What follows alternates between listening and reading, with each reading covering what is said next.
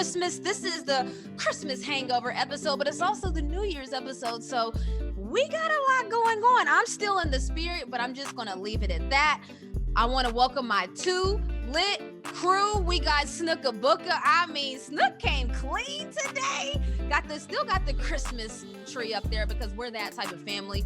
Mine's not coming down till later. I got my sister Cole looking like lovely as ever. I am not my hair. And I got Paulino, my VP, coming in on New Year's. We're having a good time. Okay, so my question this week for my two lit crew is, Snooka Booka, this is like not even a shot at you. I had already had this question written, but when do you take the Christmas tree down? That's a debate for a lot of people. It's just as big of a debate as when do you put the Christmas tree up. My Christmas tree is staying up at least till mid-January, probably early February, maybe Valentine's Day is when I take it down. Snooka Booka, I can clearly see that yours is not going down right after Christmas. So when do you think is the appropriate time to take it down? What are you thinking?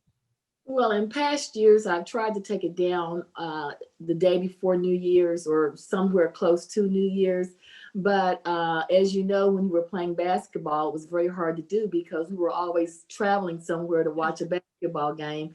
And so I know one year my Christmas tree was up until April because we were gone. The year that we graduated from UConn, the tree was up until April because we were just so busy. Facts, because so people understand it goes.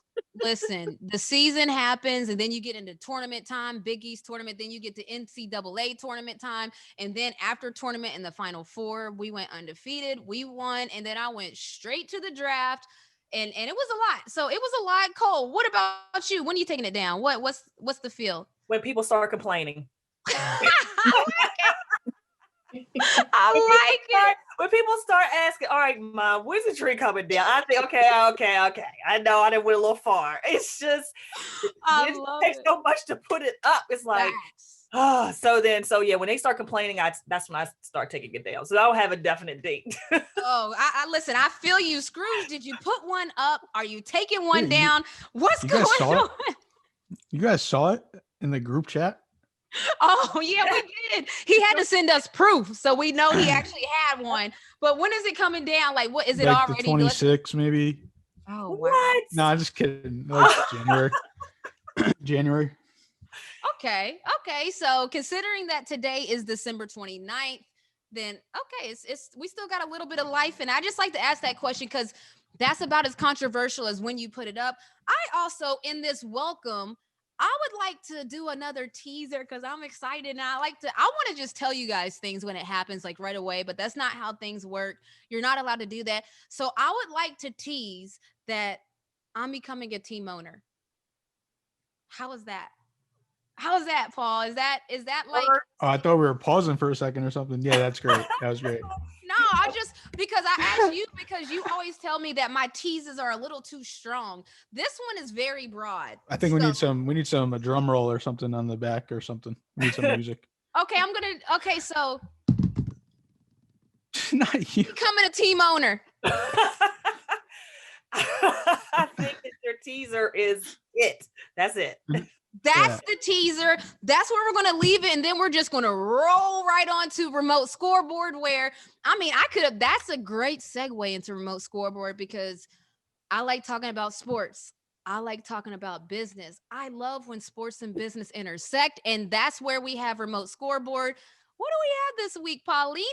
All right. So you want to go women's sports first or men's sports? Ladies first. Come on. All right. So this week we got it all from Sports Business Journal, and the Women's Hockey League, the NWHL, is going to premiere or the semifinals and the finals is going to premiere on live TV, major cable network for the first time ever.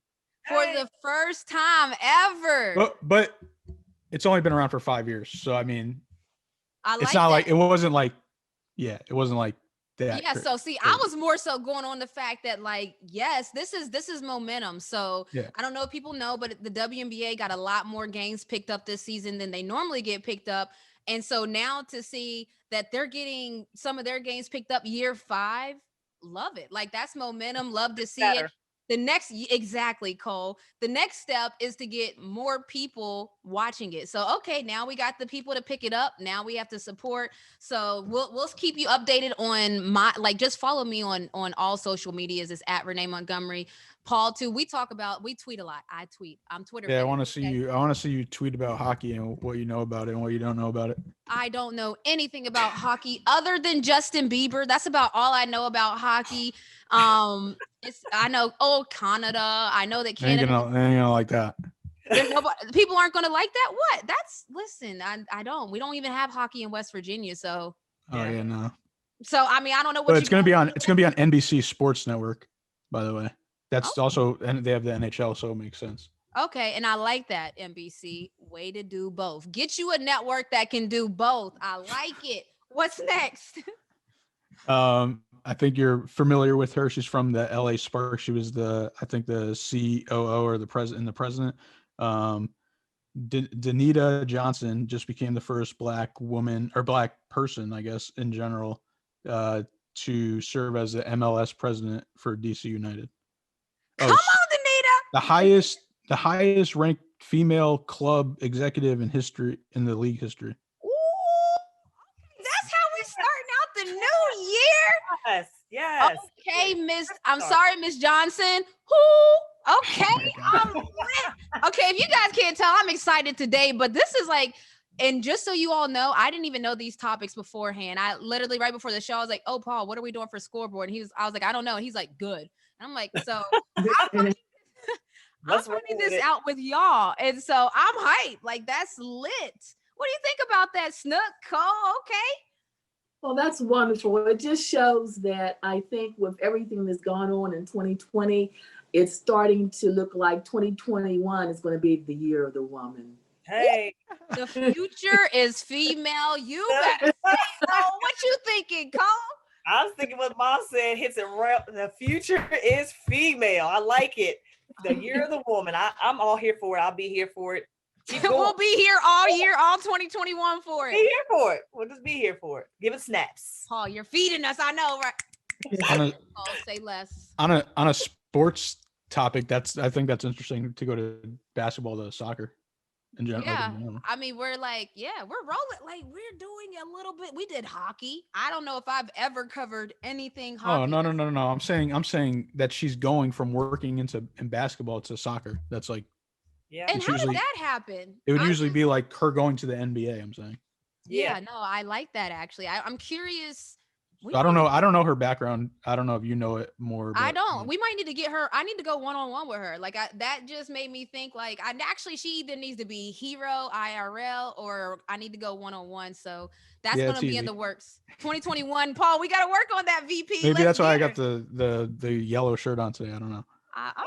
Okay. So we had something behind it today. We get the background. What else? What we got, Paulino? This is a good one.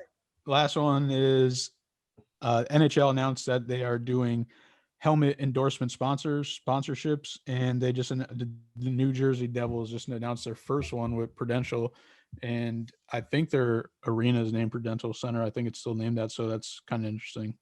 And just in general, obviously. Okay, so this is very interesting. Yeah, because as people know in basketball, there's already been the jersey sponsorships. I'm sure you've seen it. My favorite one is Disney in Orlando. Paul knows that. But there was some reluctance. We've been seeing advertisements on the jerseys. Anybody that's played overseas or watched European clubs, anything like that, you see the jerseys have sponsorship all over it. It's a walking billboard. Yes. But in America, we were a little bit slow for that. The WNBA started doing it. There's been other leagues that's done it, but now they're taking it to other sports. They're doing it on the helmets. I have no idea why we haven't been doing that before. That's that's free app, not free, but that's good money for whatever type of business. So what are you guys' thoughts on it? Because some fans don't like to see their jerseys have all kinds of different sponsorships because we're not accustomed to that. So what are y'all's thoughts on it? Cole, what are your thoughts? I think it's good because it does support the teams. It's good for the teams to have the sponsorship because then, it's more money for the sport. But sometimes it is a little much because then you got the jerseys got something going on now. Are they going to have something on the helmets? It's going to be your eyes go, it's like we play tricks with your mind, with Body. your eyes and your body, you know, going two different ways. So I No, think I know people sometimes feel it's gonna that be way. busy. Yeah, it's gonna be busy. Especially in the WNBA, where sometimes you don't even see the team name at all. It's it's the sponsor across the front of their jerseys. What do you think about it, Snook? I think it's a little busy too, but it's good for drawing in potential donors with money or whatever. And you wish that they would do it without having to do that. Maybe just on the programs would be good or somewhere in the arena. But sometimes I think it gets a little busy because sometimes it's hard finding what the name of the player is. I'm dead. Well, like to that point, I think the NBA, I like their style the best. Obviously, it's the NBA, so the bigger the brand, like the NBA is a big brand, so they only have to give up a little bit of real estate on their jerseys. So they still have their team name across the front, and then they usually just have like a little sponsorship logo somewhere in the the left or right corner. But if it's another company and you don't have as big of a brand, Snook, what's up? And to that point, if someone is purchasing a jersey, I would think they would want the team name to be significant versus the sponsorship name. If you're going to buy a jersey because you want a jersey to put on the wall or whatever, I think the team name would be the prominent name that you would want, not the advertiser's name. So anyway, Can I be nitpicky? Go ahead.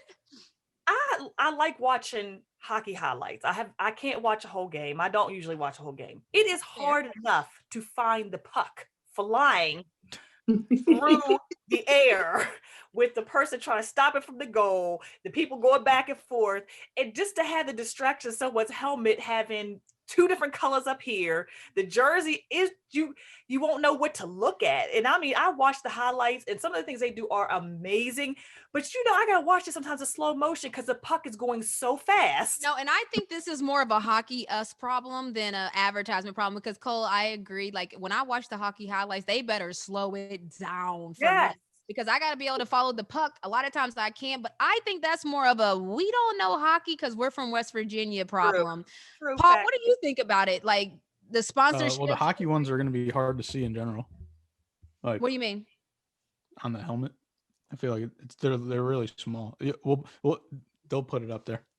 Okay, yeah. I see. Okay, so we're gonna see. Yes, I got it. So they're like it's pretty small. You're not gonna be able to see it on like while you're watching the game, anyways. But no, yeah, like you said, I like the NBA ones, and NFL does it. NFL does it for the practice jerseys, which is kind of weird to me because nobody really sees that.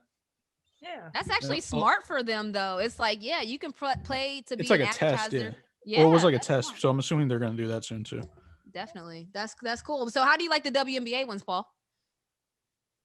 Some of them are cool. It's just like the soccer jerseys. Some of them look cool, but some of them look weird because if the logo is cool for the company.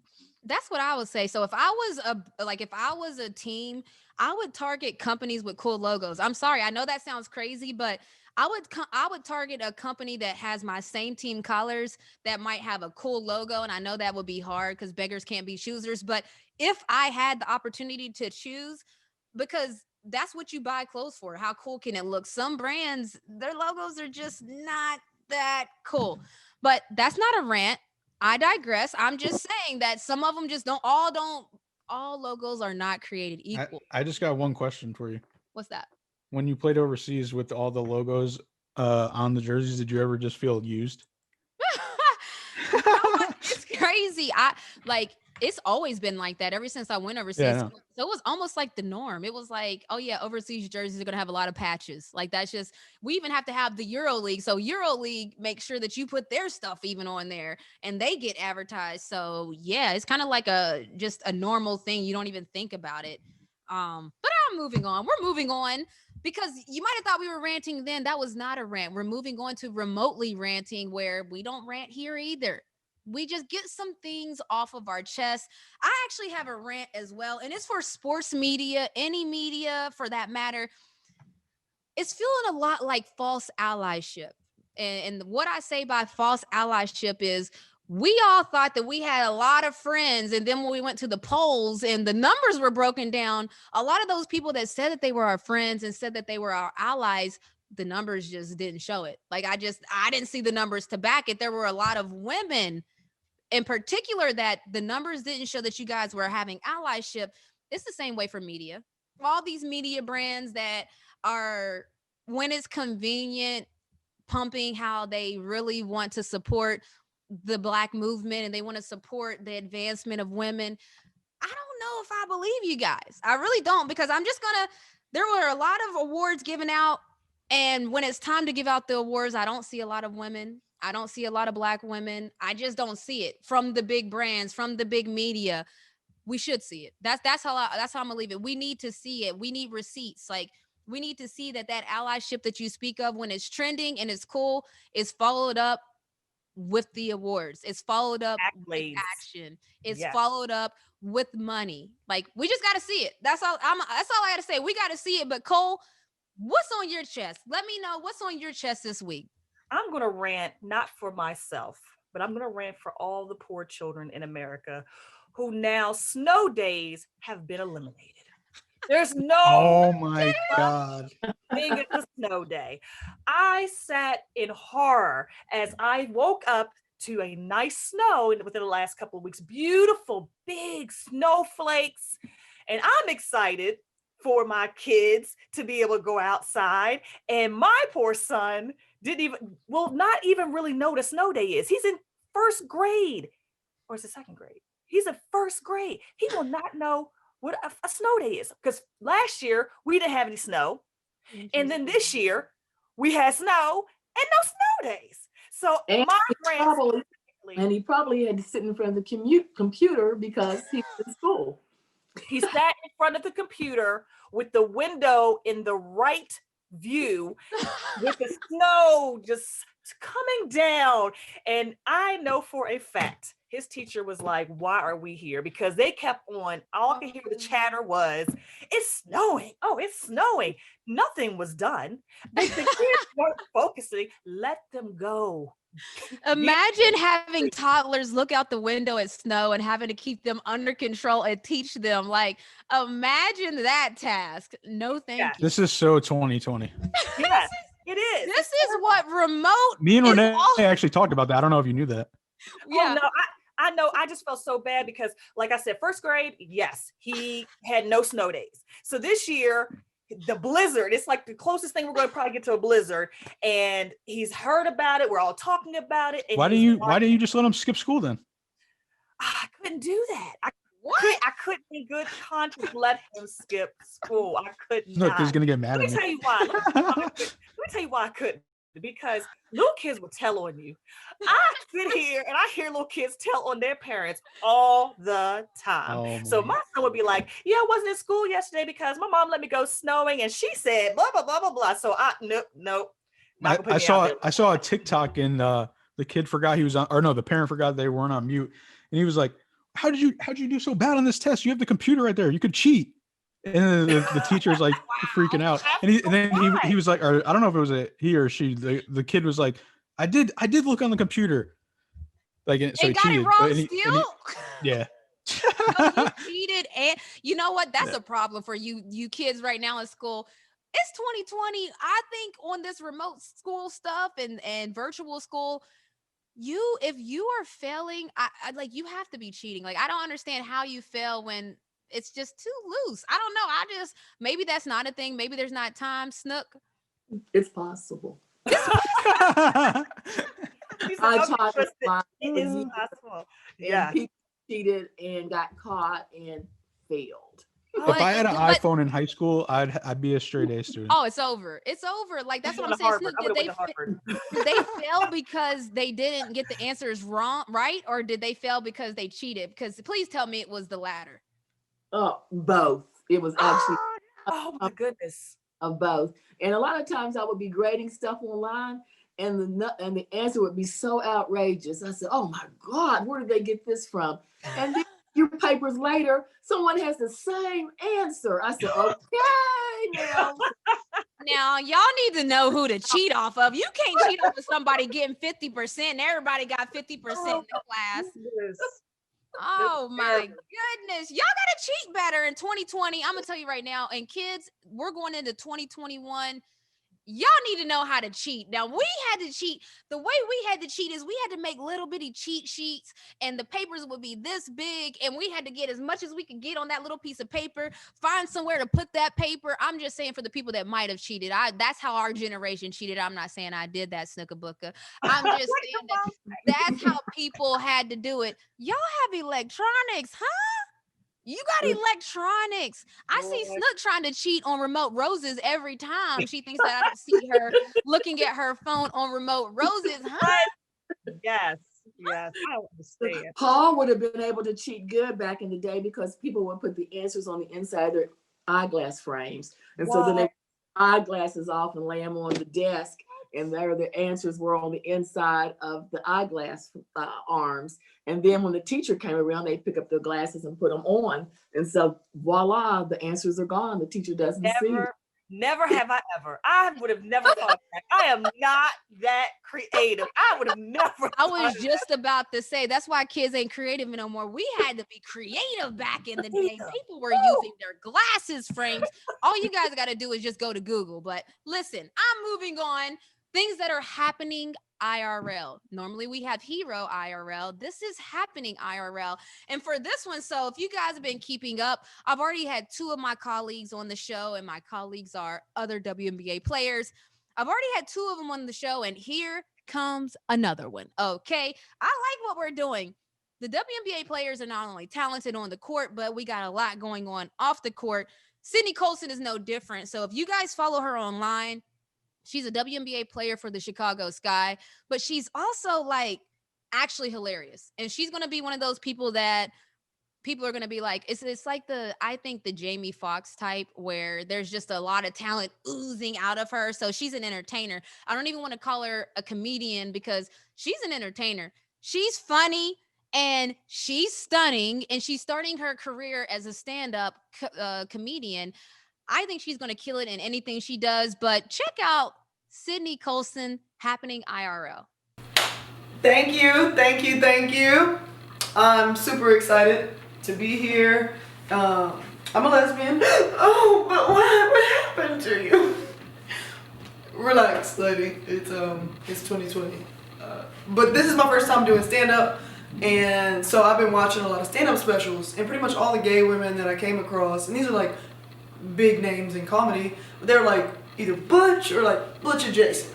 And so it's common for comedians to start their set off by being self-deprecating and like make fun of themselves before the audience can. So they'd be like, oh no, I'm not Chris Farley, I'm a lady. Or like, I just scared the shit out of this old lady walking into the woman's bathroom because I look like a man. Or like, I know I'm ugly, and I'm like, how am I supposed to start my set? Because, like, I can't relate to any of that. Like, I'm stunning. Okay, so, Paul, you know Sydney Colson. You follow a lot. So, what did you think? Like, I think she's funny. Like, I really think she's hilarious. Yeah, I mean, I remember last year I asked you, like, it's like, who do you think was, like, funny on social media? And you said her. So, that goes back to that. Get the receipts, Paul. Yeah. Because me and Paul actually talk like a lot. We literally talk all day. And so he'll ask me random questions. Paul gives out awards every year, by the way, like social media awards, just different awards that he gives out. And he just asks me random questions like, yo, who do you think is funny in the league? I said Sydney Colson last year. This year, she's starting to do stand-up. She's practicing her jokes. She's funny. She's stunning. Check her out, man. I just want to show love to her. But we're going to move on now to R.A.P, Remotely Ask Paul. And what I've really learned from R.A.P, let me tell you this. What I'm learning is that Paul really doesn't know about a lot because, for instance, a couple weeks ago, we talked about, using your skin cells to grow meat. Paul said he would eat himself, but he never even heard anything about this. Now, Snook has informed me that in Singapore, let me make sure I get this right. The Singapore Food Agency has approved lab-grown meat in their country. So it's approved. It's going on the menu. It costs $23, by the way. It's a luxury. So if you want some lab-grown chicken, it costs $23 over there in Singapore. It's a lot, but that's just an update for the people that saw the last one. Cole, what are we rapping about this week? We're rapping about McDonald's. And you know what? I was very shocked by this one because I didn't think they could do anything over the top like this. But I want to tell you, in China, there is a burger. It's called the Spam Burger, and it has 2 cakes of Spam on it, 2 burgers of Spam with mayonnaise and crushed Oreos, topped with crushed Oreos. So my question to you, Paul, is Paul, would you like? my Paul, question to you, would Paul, you? is, do you think this burger is coming to America? Like, do you think this is going to be the trend? You know, they had the black top burger where it was like black, and then you had green ketchup, and people were putting green ketchup on stuff. Do you think that this Oreo and Spam burger with mayonnaise is going to be the new hotness to come to this country? This is a real thing, by the way, guys. So just so y'all know, this is a real thing. Hopefully not. I'm gonna just. I wouldn't try it. You would try that? No. I said I wouldn't try it.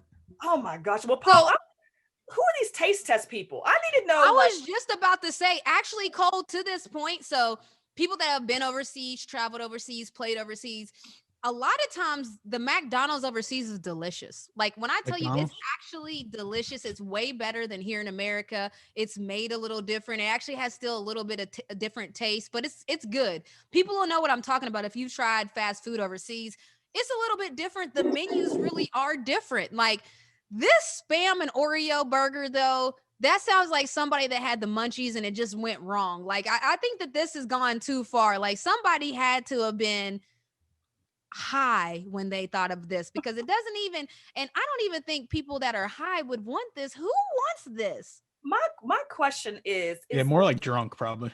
Drunk munchies are a thing, though. That's a thing. But who would eat this? But my thing, how Oreo. did it get to the menu? It could do a whole lot. It could go through a whole lot of taste tests. A lot of people try it. You could do some surveys. Who put this? Who printed this on a menu and is selling it? Because you are actually purchasing Spam. I like that. Yeah, Paul, I was about to say, Paul, as an advertiser, like, how does this get through? Yes. Oh, I don't know. That's a different country, so who knows? But what were you about to say? My 2 things were like I definitely had a donut burger before, so that was like, you know, kind of. You never had that? No. I'm terrified. Well, you donut burger? That they do. Some people, it's different. Good. Like in ice cream with potato chips, you know, they get ice cream and then they put potato chips. You know, I know several people in my family. All right, you guys got to try it. You guys got to try the donut burger. Their French fries in their Frosties too. I just realized that. Yes, they do. I've seen people do that too. Yep. That's not unnormal. So maybe Spam and Oreos is not as crazy as we did think then. Well, the mayonnaise kind of is weird. Oh, so that's where it got you. They got you with the mayonnaise. So they really got you. No, it has to be one or the other. It has to be mayonnaise with the Spam, sure, but I never eat Spam before. But or it can't be the Oreos with the mayonnaise. I tell you, if it comes to this country, it is definitely a bad health thing, because Spam is loaded with sodium, and then the Oreos. I mean, it's a heart attack waiting to happen. You won't know whether to have diabetes or a stroke. It's like you don't know if you have I'm dead or have a stroke. It's like, listen, America, we're going the other direction. We got the Travis Scott meals for McDonald's and stuff and like that. They just put his name on the actual regular meals. Yeah, like people were, and just a side note before we move on, people, do you know when Travis Scott had his meal, they were stealing the posters that said that, like, he's that like viral and he's that hype beast that people stole the signs off McDonald's walls because they wanted it as like a souvenir. They were selling it online, big money. Like I'm talking about big money. You know, there's McDonald's collectors, right? They used to have them all the time. Cups.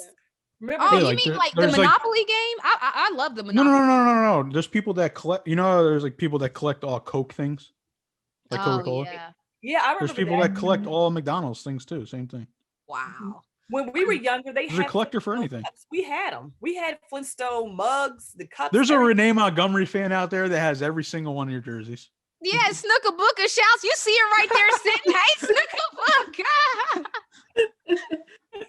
Listen, I just saw something online the other day where they were showing how to on Pinterest how to use Starbucks cups to make wreaths out of them. So the different color Starbucks cups, they put them in a circle and attach them and put a bow on them so you can have a Starbucks wreath. So Starbucks don't need no more money. I'm telling you right now, Starbucks has figured it out. They got a brand. They have a brand loyalty. I'm talking about people will fight about Starbucks for real. That pumpkin spice latte.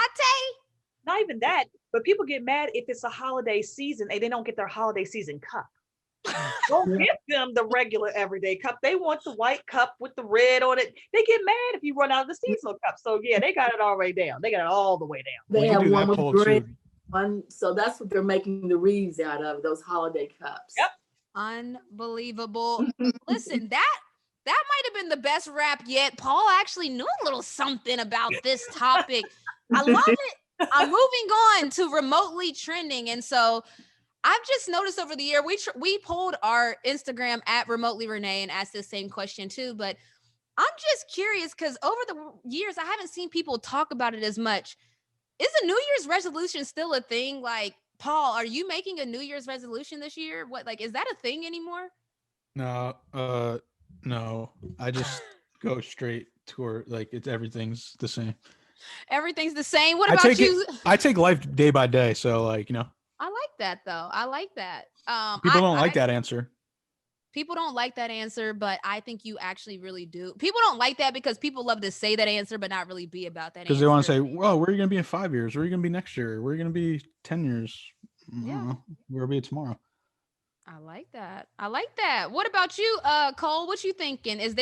Are you making a New Year's resolution? Is that even a thing? Wait, anymore? also, I got to say, I hate the people that say, this is my year every single year. Every single year. If you say it like once, I'll be like, all right. But like, if you say it every single, nah. It's just, what do you think?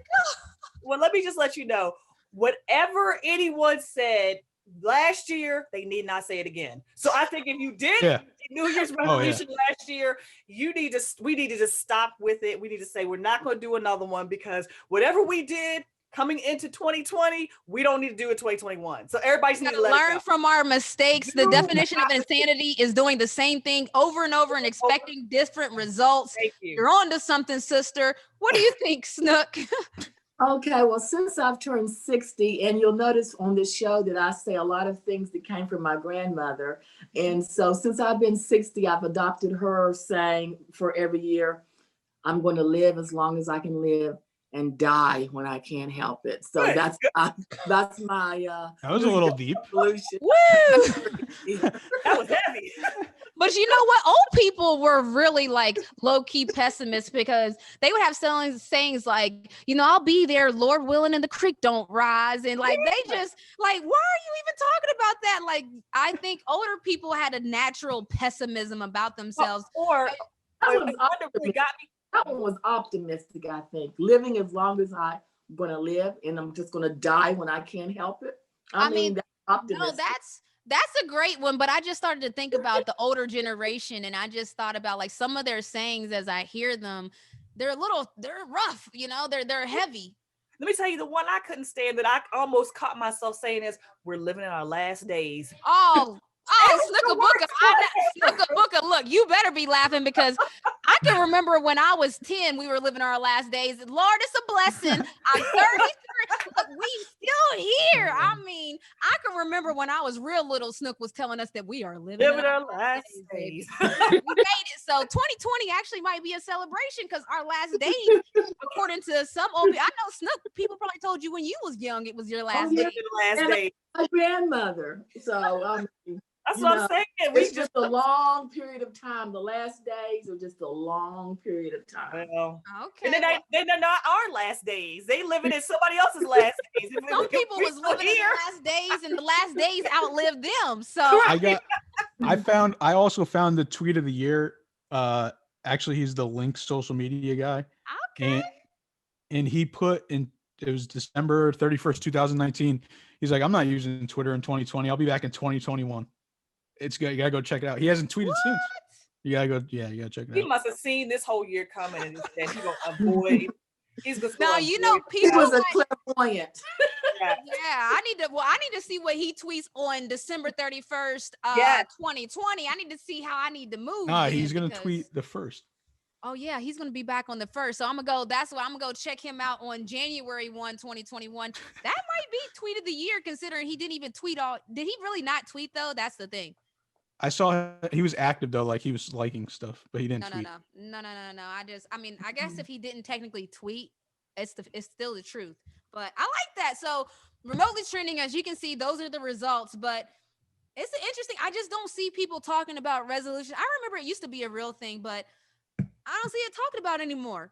I think 2020 broke their hearts. That's why they're just severely disappointed. So whatever they said, they just like it just busted their heart up this year. There's nowhere to go but up from here. Like let's all just go. And even if you had a good 2020, because like some people had a great 2020, even if you had a good 2020, let's just still go up from here. Like that's just how I feel about it. But listen, I'm the opposite of the pessimistic things, because I like people tell me that I'm way too optimistic. Eb told me I'm too happy all the time, but listen, that's just I like being happy. Moving on to another happy person, remotely one-on-one. I've been excited about just the people that I've went one-on-one with. Just World's Strongest Man, WNBA player, New York #1 Times bestseller. Now I'm going one-on-one with a politician.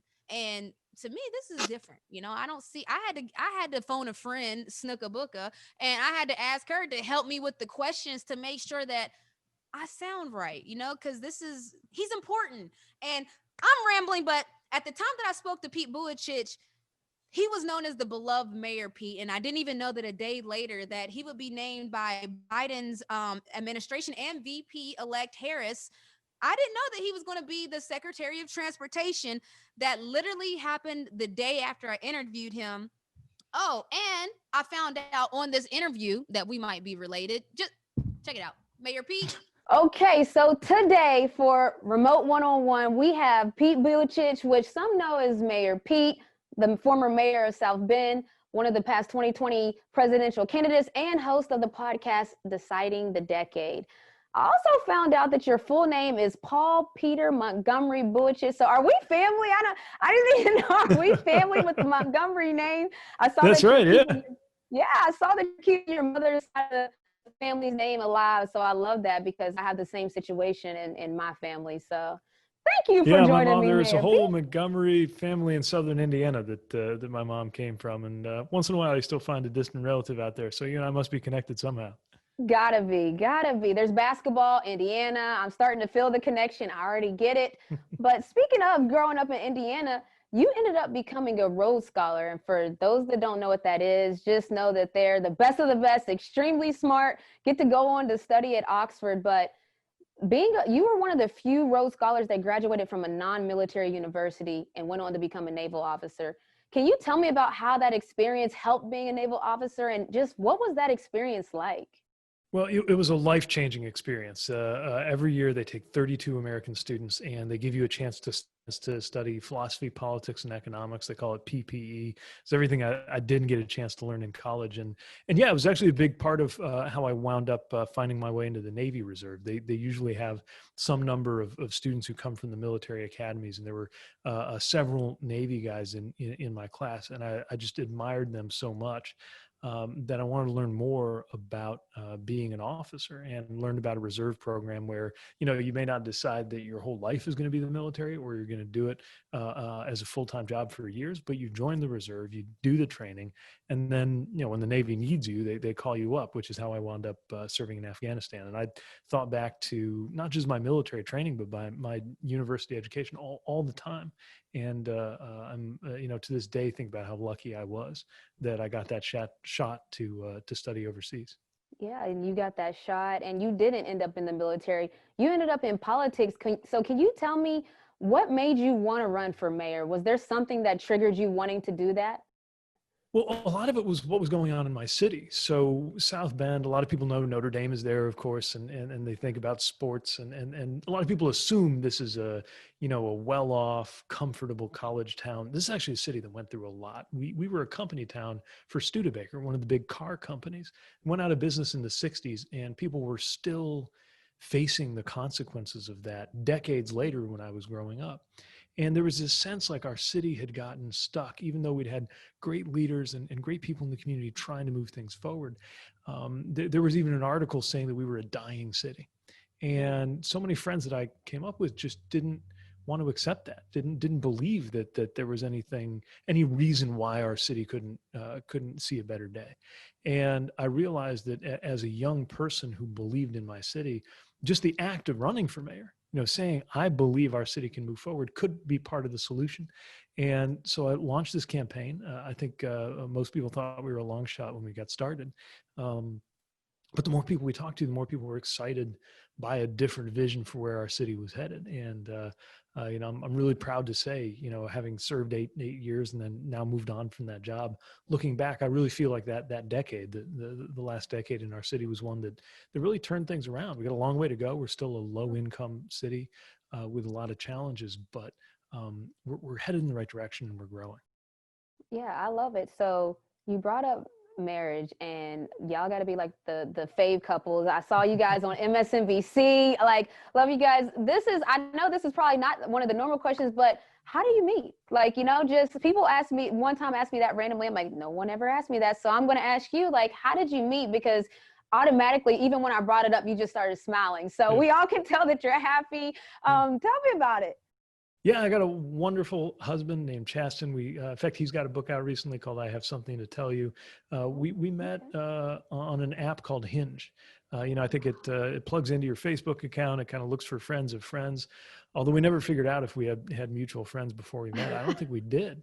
I was in South Bend. I was the mayor. It's a little hard to figure out how to date when you're the mayor and you've just come out and you're young, he was living in Chicago. That made it a little easier because he'd never heard of me until we kind of matched on this app Hinge and started chatting with each other. But even when we were chatting, I could tell that, I don't know, he was just kind of witty. He was quick. I wanted to meet this guy. So I invited him to town for a coffee.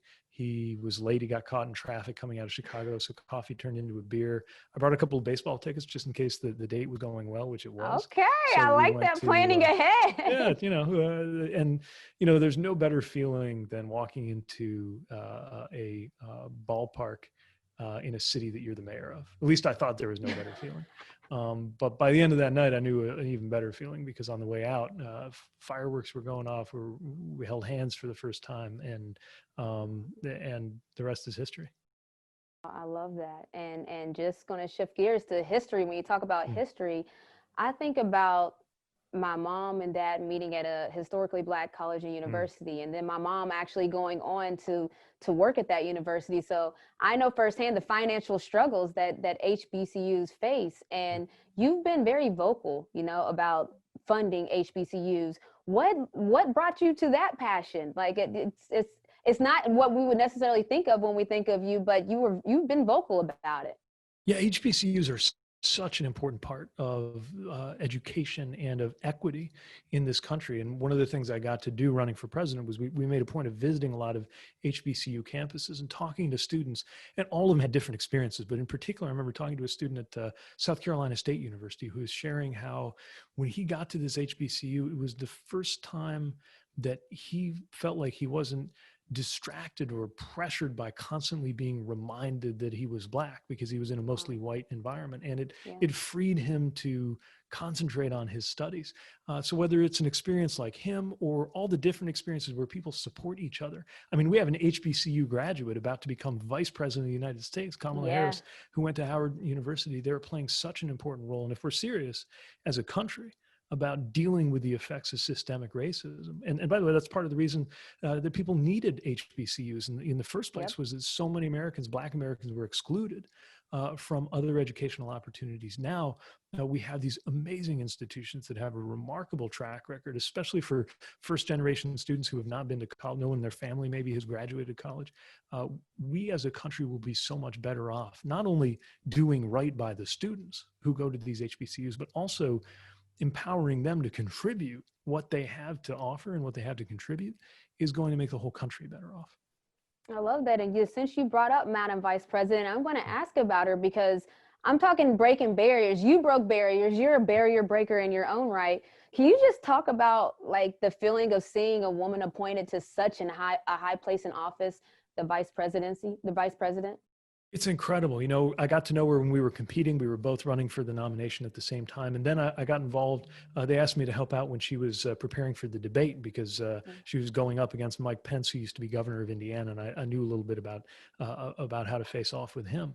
And, you know, what I saw is somebody who is so smart, so prepared, but also brings this combination of empathy and intellect that I think is going to be so important and so powerful. And then you add to that her historic role, the first Black woman, the first woman and the first Black American, all of those together, and the first South Asian American. I have a relative who works in India. And they were talking about her over there. To see somebody with a name like Kamala, which means a lot to a lot of people in India, in one of the highest offices in the land, not to mention the message that sends to women and girls and to Black Americans everywhere.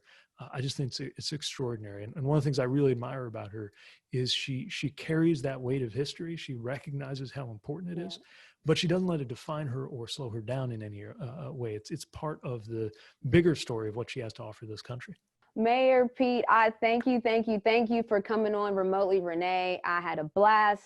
I love it. I love everything you're doing, and I'm behind you all the way. If you didn't already know. Okay, so like Snook, you helped me write the question. So what were you like? How did you feel about that? Like, how do you just feel about the whole situation as a whole? Because I know you have a lot of feelings about all of this. Well, from the first time I really started to notice Mayor Pete was during the 2020 presidential campaign. And I said, man, he's so sharp, very, very a great communicator. I liked him. I liked the way he thought about things. And I just felt that when he dropped out that, man, we're missing out on a great, great person to help bring this country back into existence.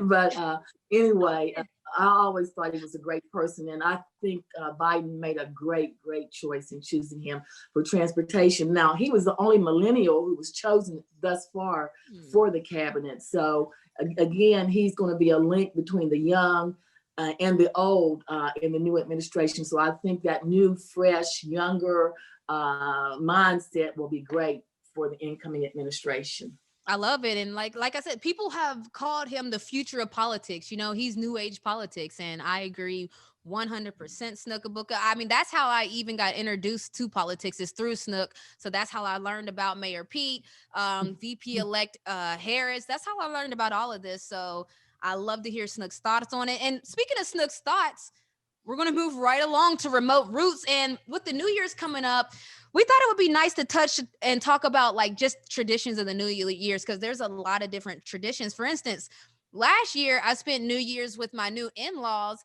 and they had a tradition I never had heard of it. They put out, Cole, have you ever heard about grapes during the New Year's? Like people sit out okay, so just making sure.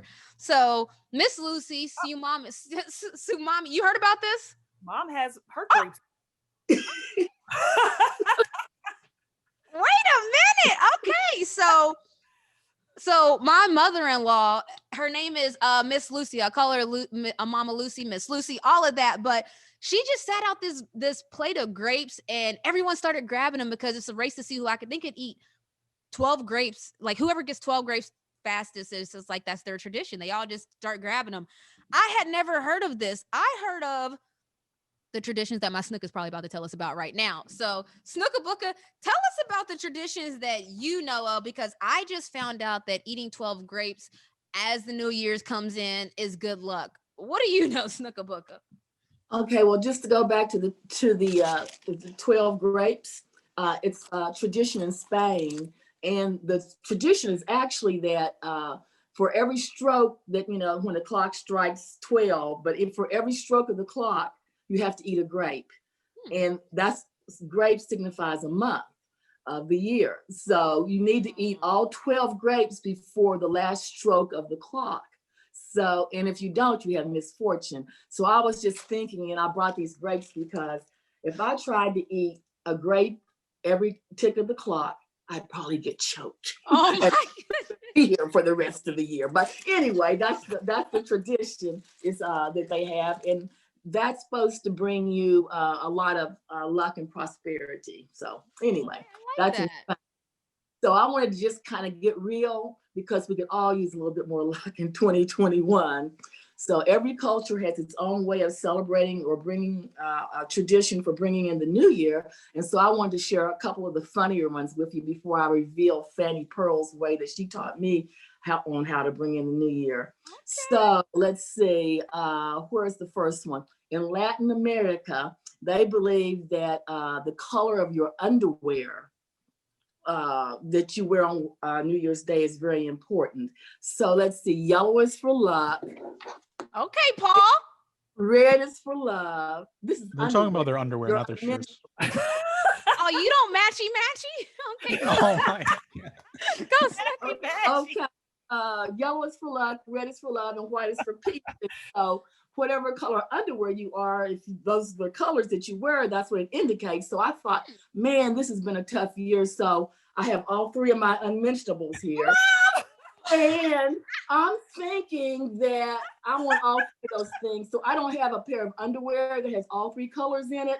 So I'm just going to wear 3 pairs of underwear on New Year. So done. I know you. You lying. I'm done. I'm done. This is Bag lady. What's next? So I guess I got to put a little E next to this episode. Instead of C, which is clean. Okay, so in English German folklore, kissing a loved one is good luck. So they think the first person that you kiss is the person or come in contact with will dictate your prosperity for the year. So you should always choose your partner wisely. And so I guess I'll try to do that one myself. I hope my husband won't mind. Oh my goodness. Shouts to my Diddy. They've been married 40 plus years. Where is he at? Where is he? Look, he keep on saying, where's he at? Where is he? You did good, Snook. You did good. You got you a good man. Yeah, you did. You did okay, so the last one is the one about in past years, every year, and you and Nikki know this, that we were in church on New Year's Eve night for watch night service. Every New Year's Eve. Hold on, let me preface that. Every single New Year's Eve, we are at church. I remember getting older and I wanted to go have fun with my friends, and we had to go after church, and like that was a maybe. That was like if you had a good year. So yeah, like watch night service didn't go till 2:00. Because you gotta pray into the new year, like you gotta do that. So yeah, so I'm letting y'all know, like we was born and raised in the pews. But what about a Snickerbooker? Okay, so it's actually Freedom's Eve is what watch night service is, and actually it's a Christian religious service that's practiced by African American churches to celebrate the Emancipation Proclamation in January 1st of 1863. Now, during Black History Month, I'll probably talk a little bit more about the year 1863 because where we live in West Virginia, 1863 is a big date. But at any rate, they celebrated that as part of the Freedom of Emancipation Proclamation, ending slavery in the American Civil War. So that's wow. The watch Teach me something, Snickerbooker. She's a professor, Montgomery, today. Yes. Okay, so now on to the food traditions after the grape incident there. But anyway, Fanny Pearl had a couple of traditions I'd like to share with you. The first one is that, and you probably remember this one as well, on New Year's Day, a man had to be the first person who came to the house or entered your threshold, or it was bad luck. So at any rate, if you were a woman and you showed up at my house on New Year's Day and you were after a man, you weren't getting in. What about in 2021, since you said it's the year of the woman? It's bad luck. It was bad luck.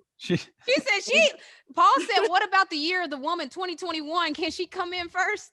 No. She said, Paul said, no. Right, my husband and I, when we first married, he thought it was kind of strange because my grandmother got him up, made him go outside, knock on the door, and come back in because he had to be the first one in the house. Now, I don't know. I tried to look it up, and I can't find anywhere where it says that the man has to be the first one. It's called first footing, actually, and it's a tradition from Britain and Gaelic. So that was the thing. It would bring you luck by the first person in the door. So in our community, I assume since he went from our door to other neighbors' doors to be the first man to enter the threshold, it must be a thing within the community. So that was that. And so again, a man had to be the first one to enter the house on New Year's Day. And, I thought about it. So maybe that's why Fannie Pearl was successful in getting her 5 husbands, because my goodness. She followed that tradition and the men kept coming. Yes. Okay. And so let me wrap it up real quick here. The other tradition was her meal. And so we always had on our New Year's Day, we had pork, some form of pork, because pork was considered to be a prosperity meat. Back in the day, you were only rich people got to eat pork. So we always had pork chops. So you gotta come with the display items, Snuka Booka. You could have had ham or you could have had pork roast, but it had to be pork because that was the rich meat for people. We also always had, no one likes these, but a few people, black-eyed peas and cornbread. Oh, no. Yes. Now, black-eyed peas are a southern thing, and most people in the South believe that black-eyed peas bring you a lot of luck. So that's why they serve those on New Year's. Yes. We always, and go along with that, we always had cornbread. Okay, cornbread. Okay, you don't make your own? Oh, this is our food for Thanksgiving. This is some of our meals. I mean, for New Year's. I'm sorry, for New Year's. And last but not least, cabbage. Yep. Okay, so cabbage, because of its color, is supposed to be make you think about money being green.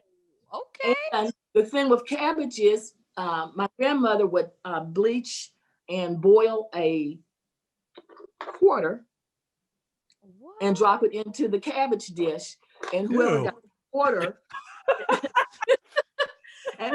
the quarter, was going to have more luck than everyone else in the household who ate dinner that day. If they didn't choke and die. Right. It's either a gift or a curse. Right. Anyway, when I looked up that tradition, I found out that it used to be a dime. So my grandmother was just big time with the quarter, I guess. Okay, Granny, big balling up in this thing. Okay, so I'm going to stay up for New Year's Eve this year because I definitely want to make sure that 2020 leaves here. I don't want any more. And not to see 2021 come in, but just to make sure that 2020 is out of here. All right. At 12:01 a.m. on January the 1st, for the first time, 2020 will be hindsight. I like what you did. That is good, Ma. Booka, put it all together, then put a bow on it at the end. In case that went over your heads, they say hindsight is 2020, or like that saying. Went over my head. It went over. I had to break it down for you guys. She's a professor, okay? Like she she shows you a presentation this New Year's, okay? I'll risk it on Christmas Eve. I'll risk it on New Year's Eve. I'll risk it all for you this holiday. All right, so now we're going to Snuka Booka. That was so good. Like, I can't even believe this is your classroom every week. Yes. Teach us, okay? Teach us traditions. Teach us things that we never knew we wanted to know. Teach us about, what did you say? History. Teach us about history. Teach Paul about what underwear to wear. I'm telling you, we're going to learn a lot here on Remote Roots. But I'm moving on because not only do we learn a lot, but we also show love and on Remote Roots. So my VP asked me a question earlier, and I didn't even really think about it like this. He said, hey, is your person for Remote Roses, are they the person of the year? And that triggered me a little bit. That made me think about my rant earlier. And that I also wanted to say, I didn't add it in my rant, but there wasn't one women's sports moment that when people were picking out of the year awards, sometimes there wasn't even a woman's sport in there at all. That's bizarre. But listen, I digress. My person that we're picking for Remote Roses is not the person of the year, but it could be. You know, I didn't put it that way, like this is the person of the year, but this person could be person of the year. So maybe I guess I'll say this is the person of the year, but I didn't really plan it that way. I didn't really plan it out, basically. But I like what Paul said. So anyway, are y'all ready? Y'all have y'all's boards? Are you ready to guess, Snook? Are you ready to cheat? What's up? All right. So the first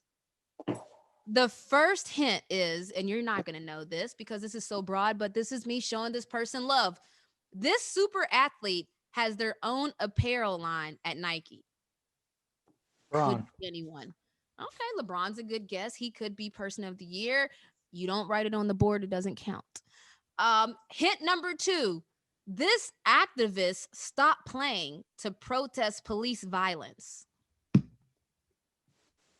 we got a little doodling going on. Colin Kaepernick is incorrect.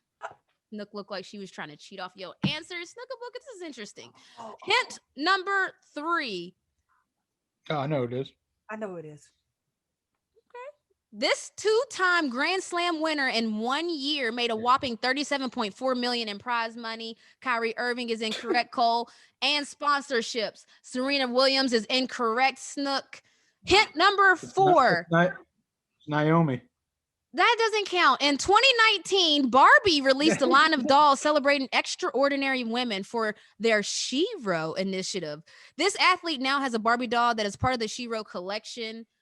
Write that name. Does anybody know that name? Hint number 5. 7 matches, 7 masks, 7 names. This fearless trendsetter used their platform at the U.S. Open. Yeah. Cole, can we have a first name? This fearless trendsetter used their platform at the U.S. Open to draw attention to the Black Lives Matter conversation by wearing masks with the names of 7. Cole says Osaka. Cole says Osaka, and Osaka is Oraita, but you still need to give me the first name. You guys are terrible with names. Already. So if you guys haven't noticed the trend, I give everyone nicknames. My sister, my Snook never knows anyone's first names. Maybe it's a family problem. This was their way to Naomi Osaka. Yes, sir. Ding, ding, ding, ding, ding. Remote roses. Oh, let me get my roses out. No, do you know who that is? Huh? I do. Oh, all right.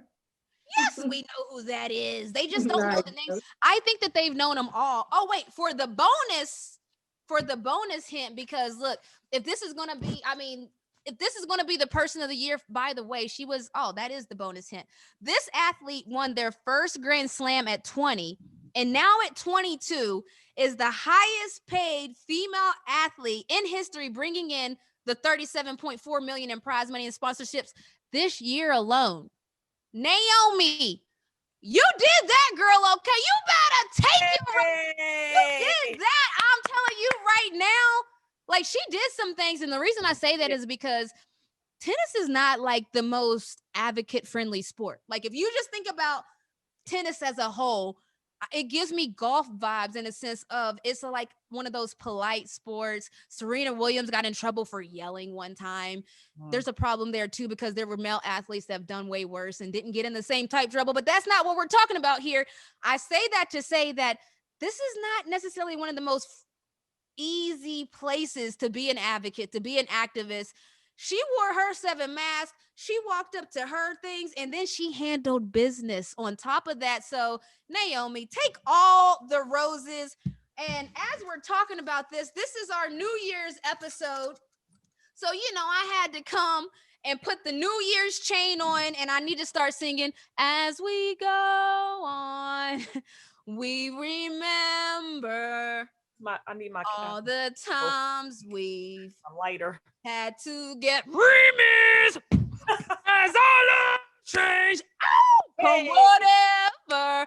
Hey, we will still be Remote Renee forever. Yo, listen.